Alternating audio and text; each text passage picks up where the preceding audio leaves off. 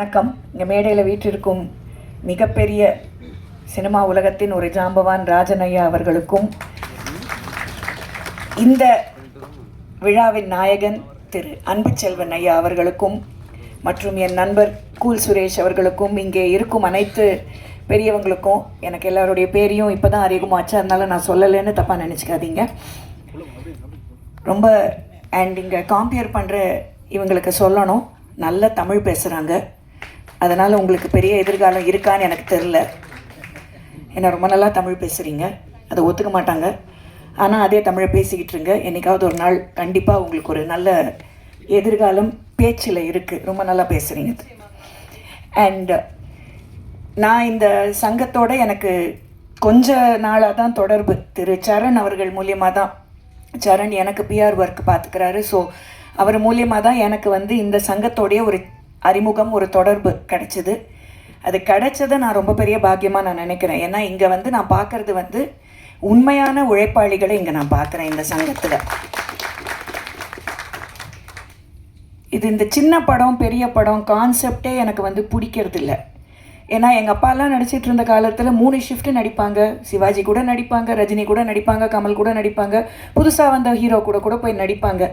அந்த காலகட்டங்கள்லாம் படம், நல்ல கதை, நல்ல யூனிட்டு, நல்ல தயாரிப்பாளர், நல்ல டெக்னீஷியன்ஸ், நல்ல டைரக்டர்ஸ், நல்ல ஆர்டிஸ்ட்ஸ், இதுதான் இருந்துச்சு. இப்போ தான் இந்த கான்செப்ட் சின்ன படம் பெரிய படம் ஏன் இது வந்துச்சு, இந்த இண்டஸ்ட்ரியை கெடுக்கிற அளவுக்கு இந்த பாகுபாடு வந்திருக்கு. அது எனக்கு கொஞ்சம் கூட அதில் எனக்கு ஈடுபாடே இல்லை, எனக்கு அது பிடிக்கலை. பட் என்ன பண்ணுறது, ஒரு படம் 300 கோடி கிட்ட செலவு பண்ணுறாங்கன்னா அது பெரிய படம் ஆகிடுது. அந்த படத்தை தப்பாக லீக் வேறு பண்ணிடுறாங்க.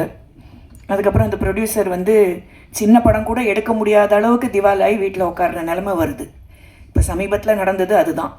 நான் எந்த படம்னு சொல்ல விரும்பலை, ஏன்னா ஆச்சு இன்னும் 5 நாள் நான் ஒரு விரதம் எடுத்து வச்சுக்கிட்டு இருக்கேன், அரசியல் பேசக்கூடாதுன்ட்டு. நாளைக்கு எக்ஸிட் போல் வேறு.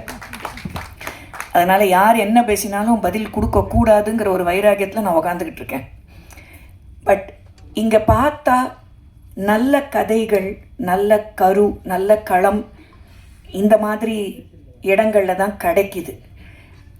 ராஜனையா சொன்ன மாதிரி இந்த யூத்துங்கிற படத்துக்கு இவ்வளோ ஒரு பெரிய வரவேற்பு. அந்த மாதிரி எவ்வளவோ படங்கள் நம்ம பார்த்தா பெரிய ஹீரோஸோடைய படம் கூட டோட்டல் ஃப்ளாப் ஆகி, எங்கேருந்தோ வந்த ஒரு படம் எக்ஸ்ட்ரா தேட்டர்ஸில் எக்ஸ்ட்ரா ஷோஸ் போட்டு பெரிய ஹிட் ஆகி அந்த தயாரிப்பாளருக்கு ஒரு நல்ல ஒரு ப்ராஃபிட்டை கொடுக்கக்கூடிய அளவுக்கு படங்கள் வந்துக்கிட்டு தான் இருக்குது.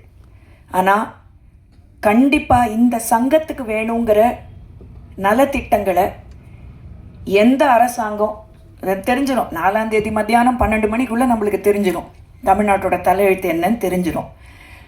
அது யார் வராங்களோ, ஏன்னா இவங்க கேட்டிருக்கிற எல்லா கோரிக்கைகளும் ரொம்ப நியாயமான கோரிக்கைகள்.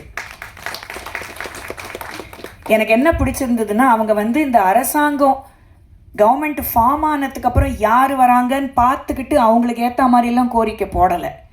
இந்த சங்கத்துக்கு என்ன கோரிக்கை தேவையோ அதை முன்கூட்டியாகவே ரெடி பண்ணிட்டாங்க. அதுதான் எனக்கு இந்த நேர்மையை நான் பாராட்டுறேன். பெண்களுக்கு இதில் நீங்கள் தனிப்பட்ட முறையில் ப்ரெக்னென்ட் விமனுக்கு நீங்கள் கொடுத்துருக்கிற இந்த ஒரு கோரிக்கை ரொம்ப முக்கியமான ஒரு கோரிக்கை. நிறைய நம்ம ஃபிலிம் இண்டஸ்ட்ரியில் பெண்கள் இப்போ வேலை செய்கிறாங்க, அவங்களுக்கு ஏற்ற செட்டப் இல்லை. தமிழ்நாடு பூராவே பெண்களுக்கு ஏற்ற செட்டப் இல்லைங்கிறது தான் உண்மை. ஆனால் நான் இப்போ திருப்பி அரசியலுக்குள்ளே போகல. சினிமாவில் பார்த்தாலுமே பெண்களுக்கு தேவையான விஷயங்கள் நிறைய கிடைக்கிறதில்ல. கழிவறை உட்பட பிரச்சனைகள் இருக்குது. பட் அந்த மாதிரி இருக்கிற இந்த நேரங்களில் ப்ரெக்னென்ட் விமனுக்கு நீங்கள் கேட்டிருக்கிற இந்த விஷயம் என்னை ரொம்ப கவர்ந்தது. அதை நான் ரொம்ப சந்தோஷமாக நான் அதை பார்க்குறேன். எங்கள் குடும்பம் பல வருஷமாக நாடகத்துலேயும் சினிமாலேயும் தான் நாங்கள் ஊறி போய் இருக்கோம். நான் போன தடவையும் இங்கே வந்தபோது அதை தான் சொன்னேன், இந்த தடவையும் சொல்கிறேன். அந்த அம்மாவா எங்கள் படத்துலலாம் நடிப்பாங்களா? இது ஒரு கேள்வி ஒன்று. அந்த மாதிரிலாம் ஒன்று எனக்கு எக்ஸ்ட்ராவாக 2 கொம்பெல்லாம் முளைச்சிடல. நாங்கள் நாடக நடிகர்கள் முதல்ல அந்த வரிசையில் இருக்காங்க பார்த்தீங்களா, கலைஞர்லேருந்து ஆரம்பித்து எம்ஜிஆர், ஜெயலலிதா, சிவாஜி, எம்ஆர் ராதா, ரஜினிகாந்த், கமலஹாசன், விஜயகாந்த் உட்பட மேடை நாடகத்திலேருந்து தான் அத்தனை பேரும் சினிமாவுக்கு வந்தாங்க. அத்தனை பேருக்கும் சினிமாவில் கிடைச்ச வாய்ப்பு மேடை நாடகத்திலேருந்து தான். அதில் ஜெயலலிதா அம்மா எங்கள் குழுவில் அவங்க கெரியர் ஆரம்பித்தாங்கங்கிறத சொல்லிக்கிறதுல நான் ரொம்ப பெருமைப்படுறேன். இவங்க அத்தனை பேரும் எங்கள் குடும்பத்தோட பழகினவங்க, ஒருத்தர் எங்கள் வீட்டு மாப்பிள்ளையே. அதனால் அது வேறு. நான் ஏன் இதை சொல்கிறேன்னா, நாடக நடிகர்கள் என்றைக்குமே கதை களம் நல்லா இருந்தால் நாங்கள் வந்து நடிப்போம். சம்பளம் முக்கியம்தான், ஆனால் நாங்கள் வந்து யானையை கொண்டு வா குதிரையை கொண்டு வான்னு கேட்க மாட்டோம். நியாயமான சம்பளம் நீங்கள் கொடுத்தீங்கன்னா உங்களுக்காக வந்து நடிக்க நாங்கள் எல்லாருமே தயாராக இருக்குது. நான் மட்டும் இல்லை, எங்கள் நாடக உலகத்தில் பல நல்ல நடிகர்கள் இருக்காங்க. அவங்களெல்லாம் நீங்கள் பயன்படுத்திக்கிட்டிங்கன்னா உங்களுக்கு இந்த ரீடேக் பிரச்சனை, கேரவேன் பிரச்சனை, சீன் போடுற பிரச்சனை, 6 அசிஸ்டண்ட் பிரச்சனை, இதெல்லாம் இல்லாமல் போகும். அதெல்லாம் கம்மியாச்சுனாலே பாதி பட்ஜெட்டு கம்மியாயிடும் ஒரு சினிமாவுக்கு. அதனால் தயவு செய்து மேடை நாடக நடிகர்களை பயன்படுத்துங்க. அதுக்கு இந்த சங்கத்துக்கு என் சார்பாக நான் என்ன உதவி செய்யணுன்னாலும், நான் மட்டும் நடிகை இல்லை, என்னை சுற்றி நிறைய மேடை நாடக நல்ல நடிகர்கள் இருக்காங்க. அவங்கள உங்களுக்கு அறிமுகப்படுத்துறதுக்கும் நான் தயார்.